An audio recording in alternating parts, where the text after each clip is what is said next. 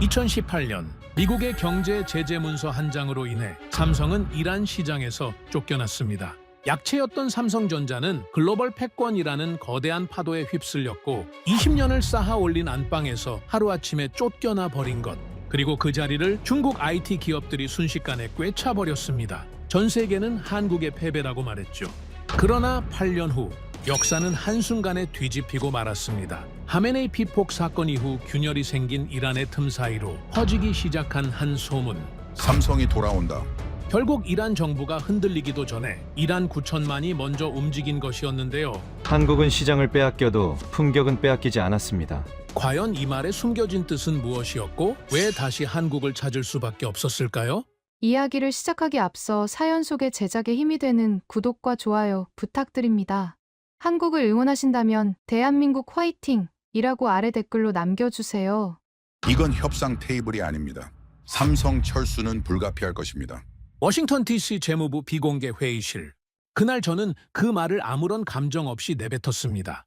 맞은편에는 삼성전자 미주법인의 고위 임원 3명이 앉아 있었습니다. 넥타이가 단정하게 조여져 있었고 손에 쥔 서류가 눈에 띄게 구겨져 있었습니다. 그 구겨진 종이가 그들의 마음 상태를 대신 말하고 있었지만 저는 그걸 외면했습니다. 흔들리는 사람은 협상에서 집니다. 25년 동안 이 일을 하면서 몸에 새긴 원칙이었습니다. 그날의 회의를 이끈 건 미국이 꺼내든 세컨더리 보이콧이라는 카드였습니다. 이란과 직접 거래하지 않더라도 이란과 연결된 기업과 거래하면 미국의 금융망 전체에서 차단하겠다는 강력한 조치였습니다. 달러 결제 봉쇄, 미국 시장 접근 차단, 글로벌 공급망 붕괴, 이 3가지가 동시에 닥치면 어떤 다국적 기업도 버틸 수 없습니다. 삼성 임원 중 가장 연배가 높아 보이는 사람이 천천히 입을 열었습니다. 저희는 그 시장에 20년을 투자했습니다. 저는 서류를 가지런히 정리하며 말했습니다. 미국은 200년을 지배했습니다. 회의실이 완전히 굳어버렸습니다. 그 침묵을 저는 항복으로 읽었습니다. 하지만 훗날 돌아보면 그것은 말로 표현할 수 없는 분노가 언어를 잃은 순간이었습니다. 회의가 끝나고 며칠이 지나지 않아 테헤란 한복판에서 찍힌 영상 하나가 저의 사무실 모니터 위에 올라왔습니다. 이란 최대 번화가에 자리 잡고 있던 삼성 플래그십 매장의 간판이 내려지는 영상이었습니다. 파란 바탕에 흰 글자로 새겨진 삼성 로고가 크레인에 매달려 천천히 공중으로 올라가는 동안 그 아래에서 이란 시민들이 말없이 바라보는 장면이 담겨 있었습니다. 군중 속 누군가가 옆 사람에게 조용히 물었습니다. 왜 삼성이 떠나는 거죠? 대답하는 사람은 없었습니다. 저는 그 영상을 끝까지 보고 창을 닫았습니다. 별다른 동요가 없었습니다. 정치는 원래 이런 겁니다. 기업의 사업 방향은 국가 전략의 테두리 안에서 조율되어야 하고 그 과정에서 불편함이 따르는 건 피할 수 없는 일이었습니다. 저는 그렇게 믿었고 그 믿음은 흔들리지 않았습니다. 삼성이 이란에서 쌓아온 역사는 생각보다 깊었습니다. 처음 이란에 진출했을 당시 삼성은 거의 무명에 가까운 브랜드였습니다. 유럽산 가전이 프리미엄 시장을 장악하고 있었고 삼성은 그 틈새를 조심스럽게 파고들어야 했습니다. 하지만 오랜 시간이 지나며 삼성은 이란에서 가장 신뢰받는 브랜드 중 하나로 자리를 굳혔습니다. 가격 대비 품질, 안정적인 사후 서비스, 꾸준히 올라가는 기술 수준, 이 3가지가 이란 소비자들의 마음속에 서서히 그러나 깊이 뿌리를 내렸습니다. 이란 가정집 거실에는 삼성 TV가 놓였고 주방에는 삼성 냉장고가 들어섰습니다.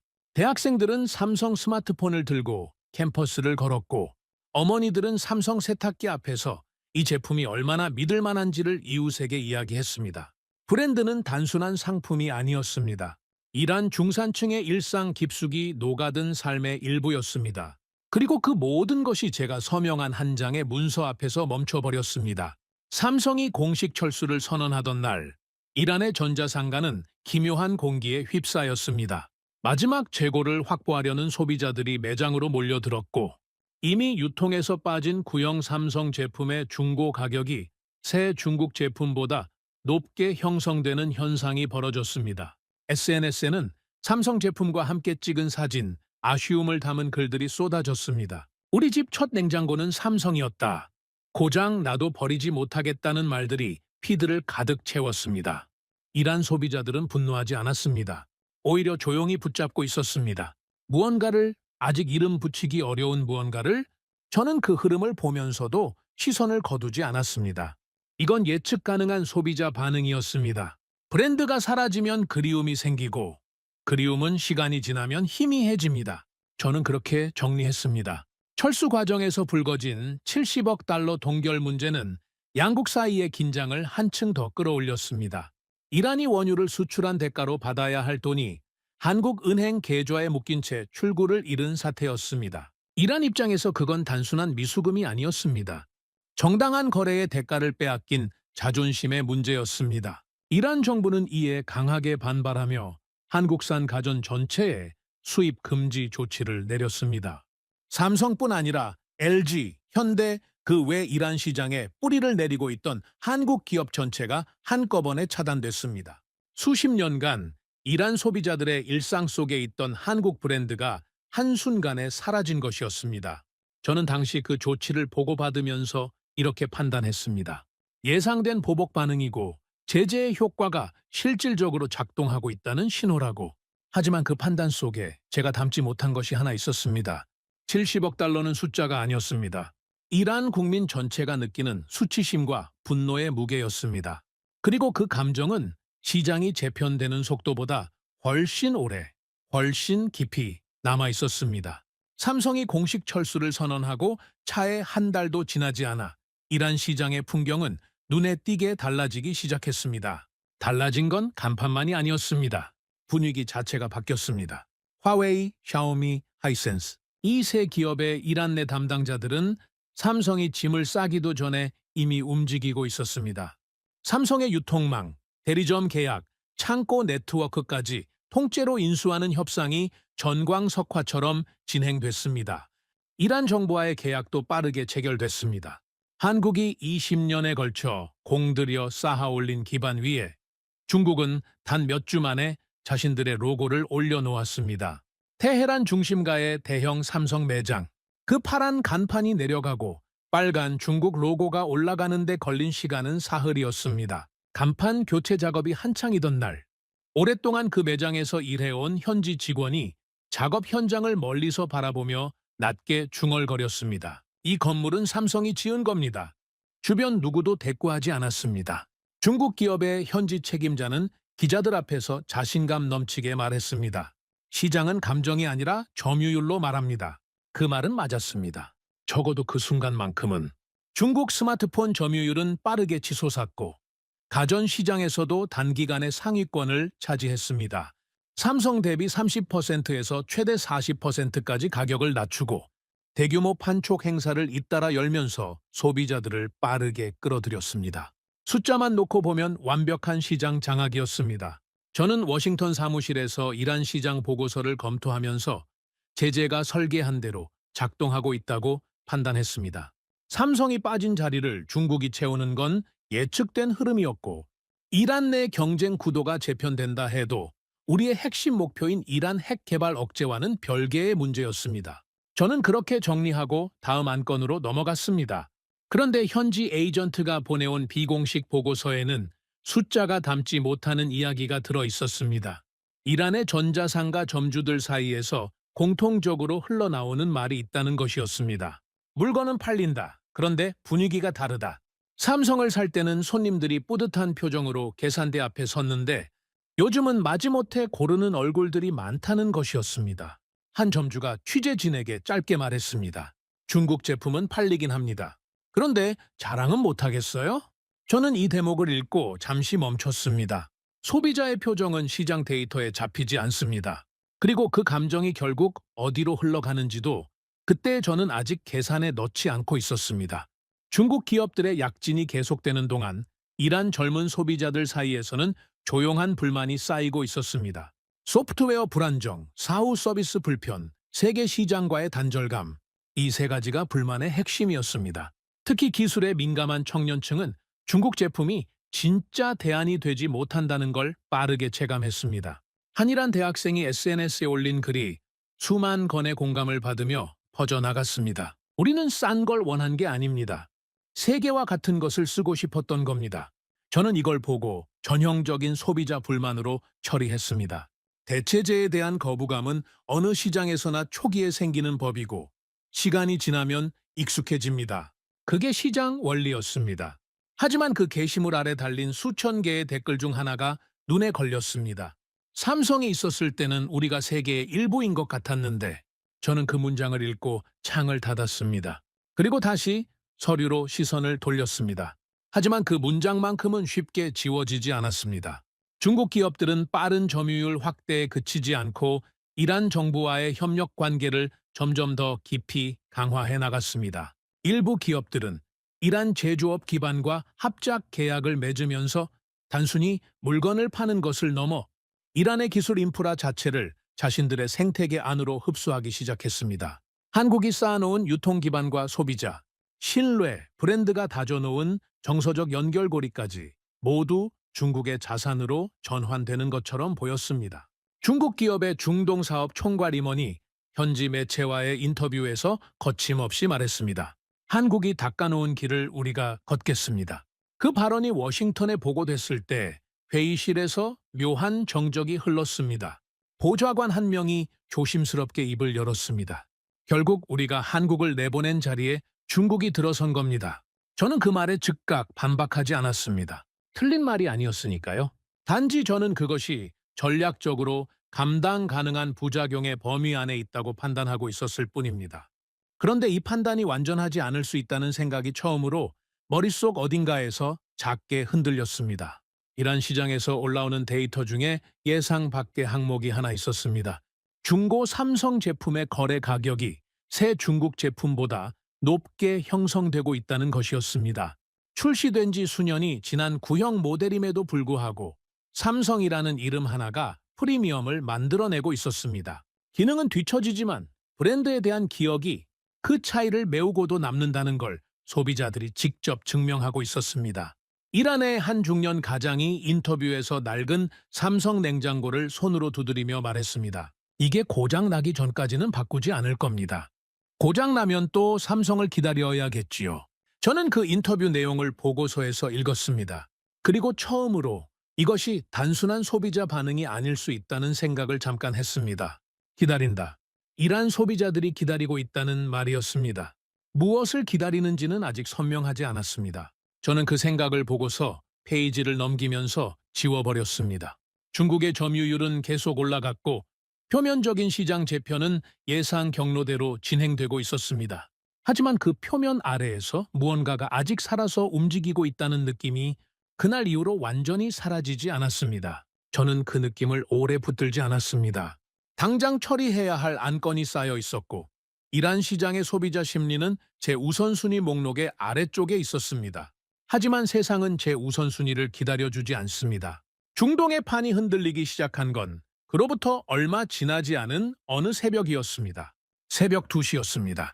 워싱턴의 겨울은 언제나 뼛속까지 파고드는데 그날 밤은 유독 더 차가웠습니다. 책상 위에 놓인 핸드폰이 진동했습니다. 발신자를 확인하는 순간 잠기운이 단번에 사라졌습니다. 중동 담당 정보국 직통 라인이었습니다. 확인되었습니다. 최고 지도자가 사라졌습니다. 전화기를 내려놓으면서 저는 한동안 그 자리에 그대로 앉아 있었습니다. 37년이었습니다. 아야톨라 하메네이가 이란의 최고 권력자로 군림한 세월이 그는 단순한 지도자가 아니었습니다. 그 자체가 체제였고 이란이라는 나라를 규정하는 틀 그 자체였습니다. 그 틀이 한순간에 사라졌습니다. 외교 전문가라면 누구나 알고 있는 사실이 있습니다. 권력 공백은 시장 공백보다 훨씬 더 빠르게, 훨씬 더 예측 불가능한 방식으로 채워진다는 것입니다. 중동 전역이 숨을 죽였습니다. 이란 내부 통신망이 일시적으로 마비됐고 국제 유가는 시간 외 거래에서 급등했습니다. 이스라엘과 걸프 지역 동맹국들의 긴급 상황 브리핑이 전달됐으며 워싱턴의 관련 부처 전체가 새벽 내내 불을 켜놓은 채 돌아갔습니다. 저는 그날 아침 일찍 소집된 긴급 회의에 참석했습니다. 회의실 안에는 팽팽한 긴장이 흘렀습니다. 이란 혁명수비대의 강경파 군부가 수도 테헤란 주요 거점에 병력을 집결시키고 있다는 보고가 먼저 들어왔습니다. 동시에 개혁 성향의 정치 세력이 비공식 회동을 시작했다는 정보도 뒤따랐습니다. 어느 쪽이 이 공백을 채우게 될 것인지 아직 누구도 장담할 수 없었습니다. 하지만 저의 관심을 붙잡은 건 권력 다툼보다 그 아래에서 움직이는 이란 민심의 방향이었습니다.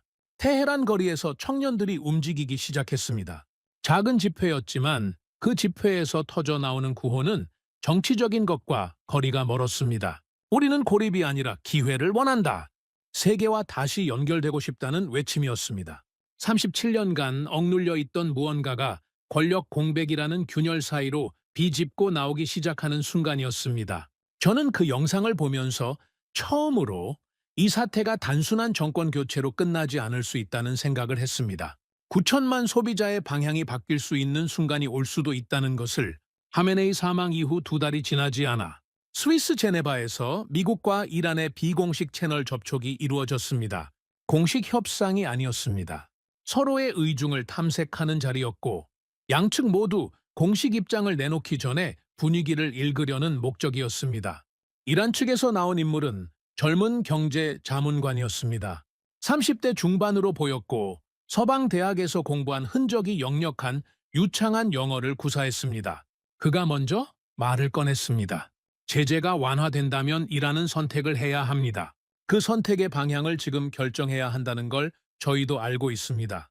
저는 담담하게 물었습니다. 중국은 이미 깊이 들어와 있습니다. 지금 상황에서 방향을 바꾸는 게 가능하다고 보십니까? 그는 잠시 창밖을 바라보다가 천천히 대답했습니다. 우리는 중국의 속국이 아닙니다. 그 말이 떨어지는 순간 회의실 공기가 묘하게 달라졌습니다. 짧은 문장이었지만 그 안에는 수년간 쌓인 감정이 압축되어 있었습니다. 이란이 중국과의 관계에서 느끼는 불편함, 그리고 그것을 공개적으로 꺼낼 수 없었던 상황에 대한 답답함이 그 한 마디 속에 모두 담겨 있었습니다. 저는 그 말을 들으면서 노트에 짧게 메모를 남겼습니다. 하지만 그 메모가 이후 얼마나 중요한 복선이 될지는 그 순간에는 알지 못했습니다. 제네바 접촉과 비슷한 시기에 이란 국내에서도 의미 있는 움직임이 포착됐습니다. 테헤란의 IT 스타트업 생태계를 중심으로 젊은 기업가들이 세계 시장과의 재연결을 공개적으로 요구하기 시작했습니다. 이란 IT 스타트업 협회 대표는 한 경제 포럼에서 단호하게 말했습니다. 우리는 값싼 복제품 생태계 안에서 살아가고 싶지 않습니다. 세계 최고 수준의 기술과 경쟁하며 우리 자신을 증명하고 싶습니다. 그 발언은 이란 내에서 큰 반향을 일으켰습니다. 기술 발전을 원하는 청년층뿐 아니라 오랫동안 국제시장과 단절된 차에 살아온 중장년 세대에서도 공감의 목소리가 나왔습니다. 저는 그 포럼 발언 내용을 보고서로 받아보면서 세계 최고라는 단어에 시선이 멈췄습니다. 그들이 말하는 세계 최고의 기준이 어디인지 머릿속에서 자연스럽게 떠오른 이름이 있었습니다. 그런데 저는 그 이름을 입 밖에 내지 않았습니다. 아직 그 이름을 꺼낼 준비가 되어 있지 않았습니다. 비공식 경제 브리핑 자리에서 이란 경제 관료 한 명이 조심스럽게 운을 뗐습니다. 한국 기업들은 제재 이전까지 이란에서 가장 신뢰받는 파트너였습니다. 저는 반사적으로 물었습니다. 중국이 훨씬 많은 물량을 공급하고 있습니다. 경제적 측면에서 보면 더 유리한 파트너 아닙니까? 그는 고개를 저으며 짧게 답했습니다. 물량과 신뢰는 다른 겁니다. 그 순간 저는 처음으로 표정이 흔들리는 걸 느꼈습니다. 25년간 경제 제재를 설계하면서 저는 언제나 숫자와 논리로 상황을 읽어왔습니다. 물량이 많으면 점유율이 높아지고 점유율이 높아지면 영향력이 생깁니다. 그게 시장의 문법이라고 믿었습니다. 그런데 그 문법으로는 설명이 되지 않는 무언가가 이란에 남아 있었습니다. 신뢰. 그게 중국이 가져가지 못한 것이었습니다. 물량으로도 가격으로도 속도로도 가져갈 수 없었던 것. 저는 그날 저녁 호텔 방으로 돌아와 창밖의 제네바 야경을 바라보면서 오래 생각했습니다. 우리가 제재로 막아낸 건 이란의 핵 프로그램이었습니다. 하지만 그 제재의 공백을 중국이 채우는 걸 막을 방법은 없었습니다. 그리고 그 공백 속에서 이란 소비자들은 중국을 선택한 게 아니라 한국을 기다리고 있었습니다. 그 기다림이 단순한 소비자 심리가 아니라는 걸 이제는 부정하기 어려웠습니다. 중동의 판은 바뀌고 있었습니다. 37년의 그림자가 걷히면서 억눌려 있던 욕망이 방향을 찾기 시작했습니다. 그 방향이 어디를 가리키는지 저는 조금씩 보이기 시작했습니다. 하지만 그 방향이 실제로 움직임으로 이어지려면 서울에서 먼저 결단이 내려져야 했습니다. 서울 서초구 삼성 본사 회의실. 창밖으로 도시의 불빛이 내려다 보이는 그 공간에 삼성전자의 핵심 전략 인력들이 모여 있었습니다. 중동 담당 사업부장, 글로벌 전략팀장, 재무책임자, 그리고 법무자문단. 회의 자료에는 이란 시장 재진입 가능성 분석이라는 제목이 붙어 있었습니다. 첫 번째 발표자가 화면을 넘기며 핵심 지표를 읽어 내려갔습니다. 이란 내 제재 완화 가능성이 현실적인 수준으로 올라와 있었고, 이란 청년층의 친서방 여론은 눈에 띄게 상승하고 있었습니다. 중국 브랜드에 대한 소비자 만족도는 진입 초기 대비 현저히 낮아진 상태였으며, 재진입 시 초기 3개월 이내 시장 점유율 25%에서 30% 회복이 가능하다는 분석이 나왔습니다. 숫자만 놓고 보면 긍정적인 신호였습니다. 하지만 회의실 안 분위기는 무거웠습니다. 임원 한 명이 자료를 내려놓으며 말했습니다. 우리가 다시 들어갔다가 또 정치적 상황에 휘말리면 그때는 더 큰 타격이 됩니다. 그 말에 쉽게 반박하는 사람이 없었습니다. 한 번 경험한 철수의 후유증이 얼마나 깊었는지를 그 자리에 있는 모두가 알고 있었기 때문입니다. 중동 담당 사업부장이 회의실 화면에 오래된 영상 하나를 띄웠습니다. 이란 플래그십 매장 철수, 당시 현지에서 녹화된 영상이었습니다. 직원들이 매장 앞 물건들을 하나씩 포장하고 간판 아래에서 마지막 인사를 나누는 장면. 그중 한 현지 직원이 카메라를 향해 조용히 말했습니다. 언젠가 다시 오겠죠? 회의실이 잠시 조용해졌습니다. 그 침묵은 짧았지만 그 안에 많은 것이 담겨 있었습니다. 죄책감이라고 부르기엔 기업의 언어가 아니었지만 그렇다고 단순한 아쉬움으로 치부하기엔 너무 무거운 감정이었습니다. 삼성은 스스로 떠난 게 아니었습니다. 강제로 밀려났습니다.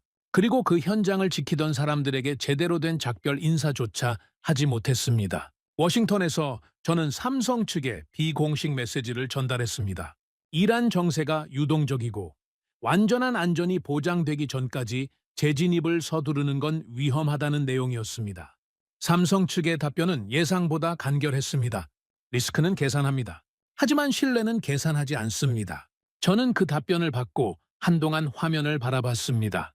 제조기업의 언어치고는 낯선 문장이었습니다. 이익을 계산하고 손실을 계산하고 리스크를 계산하는 게 기업의 방식인데 신뢰만큼은 계산에 넣지 않겠다는 말이었습니다. 저는 그 문장이 말하는 것이 정확히 무엇인지 곱씹었습니다.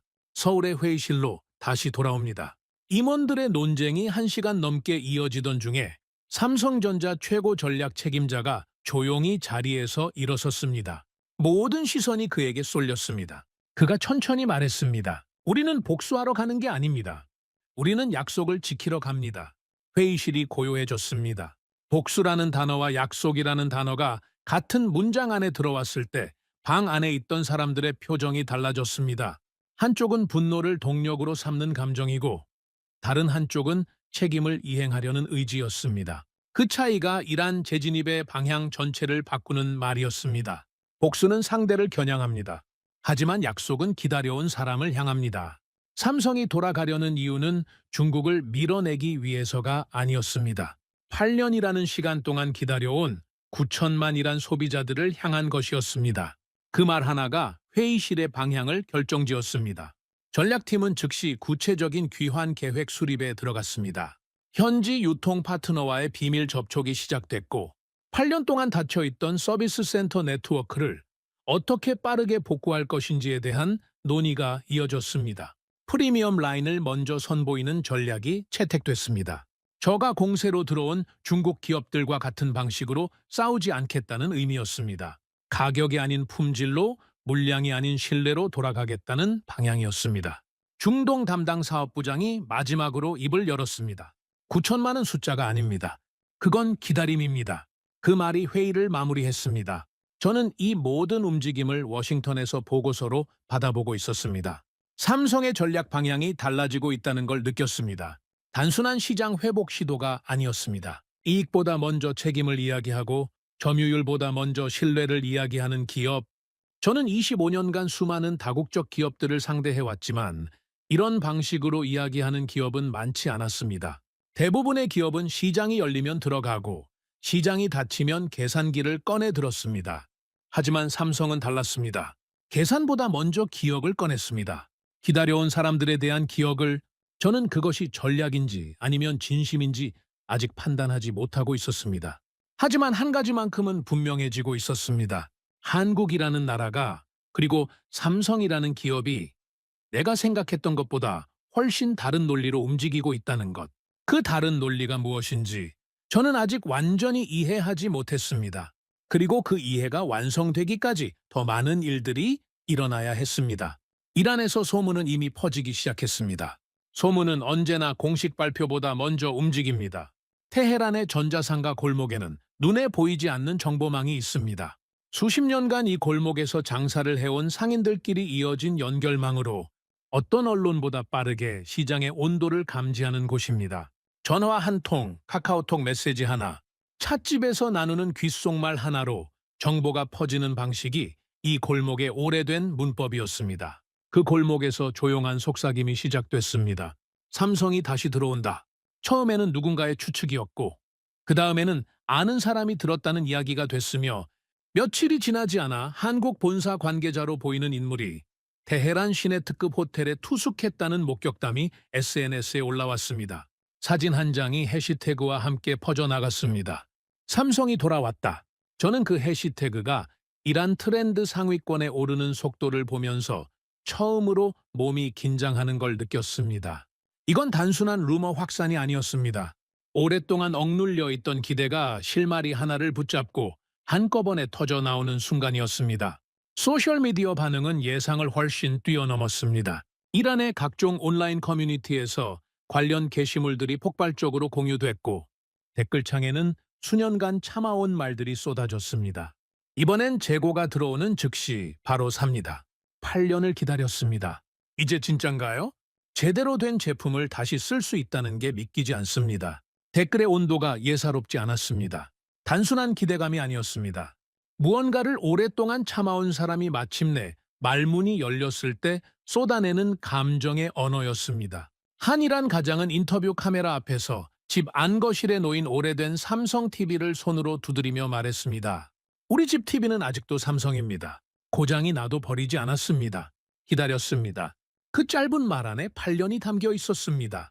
화면이 조금 어두워지고 리모컨 버튼 2개가 말을 듣지 않고 측면 스피커에서 잡음이 간간히 나와도 그 TV를 거실 한가운데 두고 살아온 가족의 이야기였습니다. 새 것으로 바꿀 돈이 없어서가 아니었습니다. 그냥 바꾸고 싶지 않았던 것이었습니다. 저는 그 인터뷰 영상을 보면서 처음으로 가슴 어딘가가 묵직해지는 걸 느꼈습니다. 단순한 소비자의 충성도가 아니었습니다. 버리지 않았다는 말, 기다렸다는 말, 그건 관계에 대한 이야기였습니다. 브랜드와 소비자 사이에 생긴 관계를 국제 제재도 완전히 끊어내지 못했다는 이야기였습니다. 소문이 퍼지는 속도에 가장 민감하게 반응한 건 중국 기업들이었습니다. 이란 내 중국 기업 지사에서는 긴급 회의가 연일 열렸고 빠른 대응책이 논의됐습니다. 결론은 언제나 같은 방향이었습니다. 가격을 더 내린다. 프로모션을 2배로 늘린다. 대규모 광고를 집행한다. 중국 기업들은 가격이라는 무기를 믿었습니다. 가격이 내려가면 소비자는 반응한다는 게 그들의 공식이었습니다. 수년간 이란 시장에서 그 공식은 실제로 통했습니다. 그런데 이번에는 달랐습니다. 중국 기업의 이란 현지 매장 직원이 본사에 올린 내부 보고서에는 이런 내용이 담겨 있었습니다. 손님들이 매장에 들어와서 물어보는 게 가격이 아닙니다. 삼성은 언제 들어옵니까? 그게 가장 자주 받는 질문이라는 내용이었습니다. 어떤 손님은 중국 스마트폰을 들어보다가 내려놓으면서 아무 말 없이 나가기도 했습니다. 직원이 뒤에서 불러도 그냥 걸어 나갔습니다. 뒤돌아보지도 않았습니다. 저는 그 보고서를 입수하고 나서 중국의 가격 전략이 이 상황에서는 효과가 없다는 걸 직감했습니다. 소비자들이 묻는 게 가격이 아니라는 말은 그들의 선택 기준이 이미 가격을 넘어섰다는 뜻이었습니다. 그 기준이 무엇인지는 이미 알고 있었습니다. 테헤란 대학 캠퍼스에서 열린 공개 토론회에서 이란 청년들의 목소리는 더욱 직접적이었습니다. 학생 대표가 단상 위에서 말했습니다. 우리는 싸구려 대체품으로 살아가는 세대가 되고 싶지 않습니다. 우리는 세계 최고를 쓸 자격이 있는 소비자입니다. 청중의 박수가 강당을 가득 채웠습니다. 그 박수 소리는 단순한 동의가 아니었습니다. 수년 동안 세계 시장에서 단절된 채로 살아온 사람들이 내는 오랫동안 목구멍에 걸려있던 말이 드디어 나왔을 때의 소리였습니다. 저는 그 장면을 보면서 이게 소비자 운동인지 자존심 선언인지 구분하기 어렵다는 생각을 했습니다. 그런데 그 구분 자체가 중요하지 않을 수 있다는 것도 동시에 느꼈습니다. 소비자의 자존심과 선택이 하나의 방향을 가리킬 때 그 힘은 어떤 가격 전략도 막아낼 수 없습니다. 서울 본사로 들어오는 시장 분석 보고서의 수치들은 삼성 내부의 기대치를 빠르게 끌어올리고 있었습니다. 당초 예상했던 초기 수요의 2배가 넘는 관심이 감지되고 있었고, 특히 프리미엄 라인에 대한 선호도가 압도적으로 높았습니다. 저가 제품보다 고가 제품을 먼저 원한다는 것은 이란 소비자들이 단순히 삼성이 없어서 불편했던 게 아니라 제대로 된 선택을 박탈당했다고 느끼고 있었다는 뜻이었습니다. 이 시장은 할인이 아니라 품격을 원하고 있었습니다. 그 품격에 가장 가까운 이름이 삼성이었습니다. 중동 담당팀이 분석 보고서 말미에 남긴 문장이 오래 기억에 남았습니다. 우리는 시장을 잃은 적이 없습니다. 물건만 없었을 뿐입니다. 그 말은 틀리지 않았습니다. 이란 소비자들의 마음속에서 삼성의 자리는 비어 있지 않았습니다. 누군가 다른 것으로 채워지지 않은 채로 그대로 남아 있었습니다. 8년이라는 시간 동안 그 자리를 지킨 건 소비자들이었습니다. 저는 그 사실이 가진 무게를 서서히, 그러나 분명하게 이해하기 시작했습니다. 하지만 이란에는 소문과 함께 또 다른 움직임이 동시에 진행되고 있었습니다. 삼성의 귀환을 원하지 않는 세력들, 중국 기업들과 연결된 이란 내 일부 유통 세력들이 재진입 방해 로비를 시작했습니다. 현지 규제 기관에 대한 압력, 삼성 협력 업체에 대한 계약 방해, 비공식 채널을 통한 여론 흔들기, 이미 구축해놓은 시장 기반을 지키기 위한 보이지 않는 싸움이었습니다. 삼성이 들어오는 순간 자신들이 쌓아온 것들이 흔들린다는 걸 그들도 알고 있었습니다. 공개적으로 드러나지 않는 이 싸움은 협상 테이블이 아닌 골목에서, 서류가 아닌 전화 통화로 이루어졌습니다. 그리고 그 싸움보다 훨씬 더 큰 위협이 중동의 다른 쪽에서 슬금슬금 다가오고 있었습니다. 소문이 희망으로 바뀌기 시작하는 그 순간에 세상은 언제나 새로운 위기를 들고 나타납니다. 새벽 속보였습니다. 이란 혁명수비대 소속 함정이 호르무즈 해협에서 비정상적인 기동을 시작했다는 보고가 들어온 건 워싱턴 시각으로 새벽 4시였습니다. 동시에 이스라엘군 당국이 이란 강경파 군부의 동향에 대한 경고 성명을 발표했습니다. 저는 잠자리에서 일어나 모니터를 켜는 순간 상황의 심각성을 직감했습니다. 중동의 화약고가 다시 점화될 수 있는 순간이었습니다. 호르무즈 해협, 전 세계 원유 물동량의 20% 이상이 통과하는 이 좁은 수로가 봉쇄될 경우 국제 유가는 단기간에 배럴당 $100를 돌파할 수 있다는 전망이 에너지 시장 전문가들 사이에서 빠르게 퍼졌습니다. 실제로 봉쇄가 현실화되지 않았음에도 불구하고 긴장, 고조 소식만으로 국제 유가는 시간 외 거래에서 급등했고 글로벌 증시는 일제히 하락했습니다. 아시아 증시가 문을 여는 시각에 맞춰 서울 증시도 예외가 아니었습니다. 원달러 환율이 빠르게 오르고 외국인 투자자들의 매도세가 확대되면서 삼성전자 주가가 단기간에 급락했습니다. 이란 재진입 계획을 발표하기 직전의 타이밍에 터진 악재였습니다. 국내 경제 매체들은 일제히 같은 헤드라인을 뽑았습니다. 중동 군사 긴장 고조, 삼성 이란 재진입 계획 차질 우려. 저는 그 헤드라인을 보면서 조용히 생각했습니다. 지금 이 타이밍에 8년을 기다려온 기대가 최고점에 달한 바로 그 순간에 세상이 다시 장벽을 세우려 하고 있었습니다. 워싱턴 긴급 브리핑에서 보좌관이 현황을 정리했습니다. 이란 강경파가 하메네이 사망 이후 권력을 다시 집중시키려는 시도와 맞물려 군사 긴장을 의도적으로 높이고 있다는 분석이었습니다. 개혁파와의 권력 갈등에서 외부 긴장을 만들어 내부를 결속시키는 고전적인 전략이었습니다. 이 전략을 써온 건 이란만이 아니었습니다. 중동의 수십 년 역사에서 반복적으로 등장하는 패턴이었고 저는 그 패턴을 누구보다 잘 알고 있었습니다. 알기 때문에 더 조심스러워야 한다는 걸 알면서도 지금 이 긴장이 어디까지 번질지는 아무도 장담할 수 없었습니다. 보좌관이 덧붙였습니다. 이 상황에서 삼성의 이란 재진입이 강행된다면 미국 측에서 불편한 시선을 보낼 수밖에 없습니다. 저는 그 말의 무게를 알고 있었습니다. 불편한 시선이라는 표현은 외교적 언어로 포장된 경고였습니다. 미국이 공식 제재를 다시 꺼내 들기 전에 먼저 신호를 보내는 방식이었습니다. 저는 삼성 측에 다시 한번 비공식 메시지를 보냈습니다. 군사 긴장이 해소되기 전까지는 일정을 재검토하는 것이 현명합니다. 회신은 하루 만에 왔습니다. 검토하겠습니다. 2글자였습니다. 저는 그 2글자가 어느 쪽 방향을 가리키는지 아직 알 수 없었습니다. 결국 기다리겠다는 건지 아니면 계획대로 밀고 나가겠다는 건지 그 짧은 2글자 안에 어떤 결단이 담겨 있는지 읽어낼 수 없었습니다. 중국 기업들은 이 상황을 놓치지 않았습니다. 이란 내 중국 기업 전략팀은 군사 긴장 소식이 알려지는 즉시 긴급 회의를 열었습니다. 지금이다? 한국이 흔들릴 때 점유율을 완전히 고착시켜야 한다.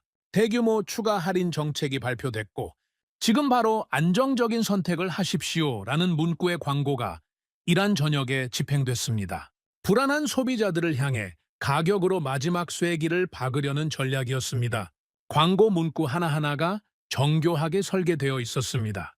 삼성이 다시 들어오지 못할 수도 있다는 불안감을 자극하면서 지금 당장 안정적인 선택을 해야 한다는 압박을 소비자들의 심리 안에 심으려는 의도였습니다. 일부 이란 언론에서는 삼성의 재진입이 결국 불발로 끝날 것이라는 예측 기사가 나오기 시작했습니다. 그 기사들이 소셜미디어를 통해 빠르게 퍼지면서 이란 소비자들 사이에 실망과 허탈감이 번져나갔습니다. 역시 또 안 되는 건가? 이번에도 정치가 막는 건가? 그냥 중국 제품 쓰는 게 현실적인가? 댓글창에 체념의 말들이 쌓이기 시작했습니다. 불과 며칠 전까지만 해도 기대와 흥분으로 가득 찼던 그 댓글창이 빠르게 어두워지고 있었습니다. 감정의 밀물이 썰물로 바뀌는 속도가 놀라울 정도로 빨랐습니다. 서울 본사 회의실은 다시 긴장으로 채워졌습니다. 임원 한 명이 조심스럽게 말을 꺼냈습니다. 일정을 조정하는 게 맞지 않겠습니까? 지금 무리하게 밀어붙이다가 또 한 번 발이 묶이면 이번엔 회복하기가 더 어렵습니다. 반론이 없었습니다. 틀린 말이 아니었기 때문입니다. 현실적인 우려였고 경험에서 나온 판단이었습니다. 8년 전 철수의 후유증을 직접 겪은 사람들이 그 자리에 있었습니다. 다시 한번 같은 실수를 반복하고 싶지 않다는 마음은 자연스러운 것이었습니다. 회의실 안에 긴 침묵이 흘렀습니다. 창밖으로 서울의 밤 풍경이 내려다 보였습니다. 그 침묵을 깬 건 중동 담당 사업부장이었습니다. 그는 자리에서 일어나지도 않은 채 테이블 위에 놓인 서류를 조용히 옆으로 밀어두고 낮고 단단한 목소리로 말했습니다. 우리는 8년을 기다렸습니다. 하루의 위기 때문에 물러서지 않습니다. 그리고 짧게 덧붙였습니다. 우리는 공포에 반응하지 않습니다. 회의실이 다시 고요해졌습니다. 하지만 이번 고요함은 침묵이 아니었습니다. 결단이었습니다. 그 말이 회의실의 방향을 완전히 바꿨습니다. 저는 그 회의 내용을 나중에 보고서를 통해 전달받았습니다. 읽으면서 손에 든 서류를 천천히 내려놓았습니다. 25년 동안 수많은 기업들을 지켜봐 왔습니다. 제재가 내려지면 발 빠르게 철수하고 시장이 열리면 재빠르게 들어오는 기업들, 손익 계산에 가장 민감하게 반응하는 게 기업의 본능이라고 생각했습니다. 그런데 삼성은 달랐습니다. 군사 긴장이 고조되고 미국의 불편한 시선이 감지되고 주가가 흔들리는 상황에서도 물러서지 않겠다는 결정을 내렸습니다. 계산이 아니라 중심으로, 숫자가 아니라 방향으로 움직이는 기업이었습니다. 저는 처음으로 내가 그동안 이 기업을 제대로 이해하지 못했을 수도 있다는 생각을 했습니다. 그리고 그 생각은 이번에는 쉽게 지워지지 않았습니다. 중동의 군사 긴장은 며칠 만에 외교적 채널을 통해 소강 국면에 접어들었습니다. 완전히 해소된 것은 아니었지만 봉쇄라는 최악의 시나리오는 일단 멀어졌습니다. 국제 유가가 다시 안정세를 되찾았고 서울 증시도 낙폭을 회복하기 시작했습니다. 하지만 중요한 건 그 숫자들이 아니었습니다. 위기가 지나간 뒤에도 삼성은 흔들리지 않았다는 사실, 그리고 이란에서 잠시 체념의 말들이 달리던 댓글창에 다시 기대의 언어들이 하나씩 돌아오기 시작하고 있었다는 사실이었습니다. 삼성이 포기하지 않았다고 들었습니다. 역시 삼성은 다릅니다. 이제 진짜로 오는 건가요? 9천만의 기다림은 위기 앞에서도 꺾이지 않았습니다. 그 기다림이 드디어 끝을 향해 달려가고 있었습니다. 발표는 서울과 테헤란에서 동시에 이루어졌습니다. 보도자료가 배포된 건 현지 시각으로 오전 10시였습니다. 삼성전자 이란 시장 공식 재진입 선언. 짧은 문장이었지만 그 문장이 이란 전역에 미친 파장은 짧지 않았습니다. 발표가 나간 지 채 1시간도 되지 않아 테헤란 주요 전자상가 앞에 사람들이 모이기 시작했습니다. 정식 오픈 날짜가 아직 정해지지도 않은 시점이었습니다. 그냥 모인 것이었습니다. 삼성이 돌아온다는 말을 들은 사람들이 아무 약속도 없이 그냥 그 장소로 향한 것이었습니다. 어떤 이는 출근길에 발길을 돌렸고 어떤 이는 아이를 데리고 나왔으며 어떤 이는 혼자 조용히 서서 매장 앞 셔터를 바라보았습니다. 아무도 그들에게 오라고 하지 않았습니다. 저는 그 영상을 워싱턴 사무실에서 실시간으로 보고 있었습니다. 속으로 중얼거렸습니다. 이건 예상치를 넘어선다. 오픈 첫날 매장 셔터가 올라가는 순간의 영상은 이란 전역의 뉴스 채널에서 동시에 보도됐습니다. 셔터가 완전히 올라가는 순간 매장 앞에 모인 사람들 사이에서 박수가 터졌습니다. 환호가 아니었습니다. 박수였습니다. 무언가를 오래 기다리다가 마침내 마주한 사람들이 내는 감정이 터지기 직전의 소리였습니다. 그 소리는 짧게 잃었다가 잦아들었지만 그 안에 8년이 들어있었습니다. 매장 안으로 들어서는 첫 번째 손님. 매장 직원이 문 앞에서 조용히 고개를 숙였습니다. 어떤 인사말도 없었습니다. 그냥 고개를 숙였습니다. 그것으로 충분했습니다. 첫 번째 구매 고객은 50대 중반으로 보이는 중년 가장이었습니다. 그는 계산을 마치고 나서 카메라를 향해 짧게 말했습니다. 이제야 집이 완성됐습니다. 두 번째 구매 고객은 대학생으로 보이는 청년이었습니다. 영수증을 손에 쥔 채로 그가 한 말은 더 짧았습니다.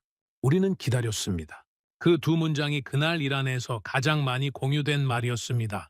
8년이라는 시간이 그 짧은 두 문장 안에 모두 들어있었습니다. 집이 완성됐다는 말과 기다렸다는 말. 어느 기자가 쓴 것도 아니고 어느 광고 문구가 아니었습니다. 평범한 사람들이 평범한 감정으로 꺼낸 말이었는데 그 말이 수백만 명의 가슴을 두드렸습니다. 시장 데이터는 빠르게 올라오기 시작했습니다. 오픈 첫 주 판매량은 내부 예측치의 2배를 넘었습니다. 프리미엄 라인은 입고 즉시 품절됐고 중급 라인도 초기 재고가 빠르게 소진됐습니다. 온라인 사전 예약은 오픈 당일 서버가 한때 느려질 정도로 몰렸고 일부 매장은 하루 종일 줄이 끊기지 않았습니다. 서비스 센터에는 기존에 쓰던 삼성 구형 제품의 수리를 문의하는 전화가 쏟아졌습니다. 고장 나도 버리지 않고 기다렸던 사람들이 이제는 고쳐서 더 오래 쓰겠다는 것이었습니다. 그 데이터 하나가 다른 어떤 수치보다 많은 것을 말해주고 있었습니다. 이 소비자들은 단순히 새 제품을 사고 싶었던 게 아니었습니다. 관계를 이어가고 싶었던 것이었습니다. 중국 기업들의 반응은 빠르게 나타났습니다. 이란 내 중국 기업 지사에서는 긴급 대응 회의가 연일 열렸고 추가 할인 정책과 사은품 행사가 잇따라 발표됐습니다. 하지만 현장의 분위기는 달랐습니다. 가격을 더 내려도 발길이 줄어드는 걸 막을 수 없었습니다. 삼성 매장 앞에 줄이 서 있는 동안 바로 옆 중국 기업 매장에는 손님이 뜸했습니다. 화려한 할인 행사 현수막이 내걸려 있었지만 그 앞을 지나치는 사람들의 발걸음은 빨랐습니다. 중국 브랜드 이란 지사의 한 중간 관리자가 본사에 올린 내부 보고에는 이런 문장이 있었습니다. 소비자들이 가격을 보고 결정하지 않습니다. 그들은 선택을 하고 있습니다. 그 보고서가 저에게까지 흘러 들어왔을 때 저는 읽다가 멈췄습니다. 중국 기업의 현지 직원이 스스로 인정한 말이었습니다. 가격이 아니라 선택. 이란 소비자들은 더 싼 것을 거부하고 더 의미 있는 것을 고르고 있었습니다. SNS에는 영상과 사진이 쉴 새 없이 올라왔습니다. 삼성 매장 앞 줄을 선 모습, 구매한 제품을 들고 찍은 인증사진, 오래된 삼성 제품과 새 제품을 나란히 놓고 찍은 사진들. 우리 집 첫 냉장고는 삼성이었습니다. 중국 제품은 그냥 물건이었고 삼성은 기억이었습니다. 기억이 돌아왔습니다. 저는 그 글을 읽으면서 25년간 제가 다루어온 언어와 전혀 다른 언어가 이 시장을 움직이고 있다는 걸 느꼈습니다. 저는 언제나 숫자와 전략의 언어로 세상을 읽었습니다. 하지만 이 시장을 움직인 건 기억이라는 단어였습니다. 기억은 제재로 지울 수 없고 가격으로 대체할 수 없으며 시간이 지나도 쉽게 희미해지지 않습니다. 한국이 8년간 이란을 떠나 있는 동안 이란은 한국을 보내지 않았습니다. 그것이 9천만이 한꺼번에 움직인 이유였습니다. 워싱턴 브리핑 자리에서 보좌관이 보고했습니다. 이란 내 삼성의 초기 시장 점유율 회복이 예상보다 빠른 속도로 진행되고 있으며 이와 동시에 중국 기업들의 이란 내 영향력이 눈에 띄게 약화되고 있다는 내용이었습니다. 그는 보고를 마치면서 덧붙였습니다. 전략적 측면에서 이건 우리에게도 나쁜 그림이 아닙니다. 저는 고개를 끄덕이지 않았습니다. 그 말이 맞는 말이라는 걸 알면서도 그 순간 제 머릿속은 전략적 계산이 아닌 다른 방향을 향하고 있었습니다. 한국을 과소평가했다. 그 생각이 처음으로 선명하게 부정할 수 없는 무게로 떠올랐습니다. 재진입 석 달 후 공식 시장 분석 보고서가 나왔습니다. 이란 스마트폰 시장 점유율 35% 회복, 프리미엄 가전시장 1위 탈환, 중국 기업들의 점유율 급감, 초기 매출 목표 초과 달성. 저는 그 보고서를 책상 위에 내려놓으며 오래 생각했습니다. 숫자들은 명확했습니다. 하지만 제가 이해하고 싶었던 건 그 숫자 뒤에 있는 이유였습니다. 왜 결국 한국이었는가? 이란 소비자 심층 인터뷰 자료가 같은 날 함께 전달됐습니다. 테헤란의 여러 가정을 직접 방문해 진행한 인터뷰였는데 그 안에 담긴 목소리들이 보고서의 숫자보다 훨씬 많은 것을 말해주고 있었습니다. 한 가장이 거실에 새로 들어온 삼성 TV를 바라보며 말했습니다. 중국 제품은 쌌습니다. 하지만 삼성은 오래 갑니다. 우리 집은 15년짜리를 삽니다. 그 말 안에는 단순한 내구성 이야기 이상의 것이 담겨 있었습니다. 오래 간다는 건 믿을 수 있다는 뜻이고 믿을 수 있다는 건 관계가 이어질 수 있다는 뜻이었습니다. 가전제품이 단순한 소모품이 아니라 가족과 함께하는 물건으로 여겨지는 문화 안에서 그 신뢰는 어떤 할인보다 강력한 이유였습니다. 한 주부는 부엌에서 새 삼성 냉장고를 손으로 두드리며 말했습니다. AS가 다릅니다. 전화하면 옵니다. 그 믿음이 다릅니다. 중국 제품을 쓰는 동안 서비스 센터를 찾아 시내를 2시간씩 돌아다녔던 기억, 부품이 없어 몇 주를 기다렸던 기억이 그 짧은 말 안에 녹아 있었습니다. 사후 서비스는 제품의 가격표에 적혀 있지 않습니다. 하지만 그게 무너지는 순간 소비자가 느끼는 배신감은 가격 차이 따위로는 머을 수 없습니다. 그리고 이란의 한 청년 개발자는 노트북 앞에 앉아 담담하게 말했습니다. 삼성은 세계 무대에 서 있는 브랜드입니다. 그 브랜드를 쓴다는 건 우리가 세계의 일부라는 느낌을 줍니다. 우리는 그 느낌을 원했습니다. 저는 그 청년의 말을 3번 읽었습니다. 세계의 일부라는 느낌. 이란이 제재로 고립된 수년간 소비자들이 가장 갈망했던 건 세계와의 연결이었습니다. 중국 기업들은 그 고립의 공백을 물량으로 채웠습니다. 하지만 세계와의 연결이라는 감각은 채우지 못했습니다. 그건 삼성이 가진 것이었습니다. 반도체부터 디스플레이까지 핵심 부품을 자체 개발하는 기술력, 글로벌 생태계와 끊김없이 연결되는 소프트웨어 환경, 수십 년간 세계 시장에서 쌓아온 품질에 대한 신뢰, 이 3가지가 만들어내는 것은 단순히 좋은 제품이 아니었습니다. 소비자가 그 제품을 쥐었을 때 느끼는 자기 자신에 대한 감각이었습니다. 나는 세계 최고를 선택할 수 있는 사람이라는 감각. 그 감각은 어떤 할인 쿠폰도 어떤 사은품 행사도 대신할 수 없었습니다. 중국 기업들은 이란의 지갑을 공략했습니다. 그런데 삼성은 이란의 자존심을 건드렸습니다. 그 차이가 시장의 방향을 결정했습니다. 워싱턴의 한 회의에서 외교 분석팀이 정리한 보고서에는 예상치 못한 문장이 들어있었습니다. 한국 기업의 이란 내 영향력 회복이 중동 지역에서 중국의 기술 패권 확장을 실질적으로 견제하는 효과를 발생시키고 있다는 분석이었습니다. 보좌관이 그 내용을 읽으며 물었습니다. 결과적으로 우리가 한국을 도운 겁니까? 저는 잠시 말이 없었습니다. 이 질문에 대한 대답은 생각보다 간단하지 않았습니다. 미국이 삼성을 이란에서 내보낼 때 미국은 한국을 도울 생각이 없었습니다. 오직 이란의 핵 프로그램을 막겠다는 목표 하나로 움직였습니다. 그런데 8년이 지나고 나서 돌아보니 한국은 그 모든 과정을 스스로의 힘으로 버텨내고 돌아와 있었습니다. 저는 천천히 대답했습니다. 아닙니다. 그들은 스스로 돌아왔습니다. 그 말을 하는 순간 저 자신이 그 말의 무게를 온전히 느꼈습니다. 미국이 길을 막았고 중국이 그 자리를 채웠으며 군사 위기가 다시 한번 발목을 잡으려 했습니다. 그 모든 것에도 불구하고 삼성은 스스로의 힘으로 돌아왔습니다. 가격 경쟁도 아니었고 정치적 지원도 아니었습니다. 8년 동안 일한 소비자들의 마음속에 살아있던 신뢰가 삼성이 돌아올 수 있었던 유일한 이유였습니다. 저는 그 사실 앞에서 오랫동안 고개를 들지 못했습니다. 제가 설계한 제재는 삼성을 이란에서 내보내는 데 성공했습니다. 하지만 이란 소비자들의 기억에서 삼성을 지우는 데는 실패했습니다. 그리고 그 기억이 결국 시장을 되돌려 놓았습니다. 8년이라는 시간 동안 삼성은 이란에 없었습니다. 하지만 신뢰는 그 자리에 그대로 있었습니다. 시장은 점유율로 말한다고 생각했습니다. 그런데 이란은 기억으로 말했습니다. 저는 내레이션을 쓰는 사람이 아닙니다. 저는 제재를 설계하는 사람입니다. 하지만 그날 이후로 제재를 설계할 때 제가 계산에 넣지 않았던 것이 하나 있다는 걸 인정하게 됐습니다.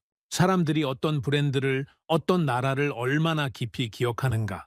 그 기억의 힘은 어떤 제재 문서에도 담기지 않습니다. 하지만 그 힘이 결국 시장의 방향을 결정합니다. 한국은 시장을 빼앗겼지만 신뢰는 빼앗기지 않았습니다. 그리고 신뢰는 결국 돌아옵니다. 저는 데이비드 콜린스입니다. 25년간 제재를 설계해온 사람입니다. 그리고 저는 처음으로 한국을 다시 봤습니다. 단순한 동맹국 기업이 아닌 신뢰로 세계를 움직이는 나라로. 이 이야기를 끝까지 함께 해주셔서 감사합니다. 미국의 제재도, 중국의 물량 공세도, 군사 위기도 결국 한국의 신뢰를 끊어내지 못했습니다. 여러분은 이 이야기에서 어떤 장면이 가장 마음에 남으셨나요? 대한민국은 기술과 품질만이 아니라 사람의 마음을 얻는 신뢰의 힘으로 세계 무대에서 스스로의 자리를 되찾는 나라입니다. 구독과 좋아요로 응원해 주시면 더욱 재미있는 이야기로 찾아뵙겠습니다. 감사합니다.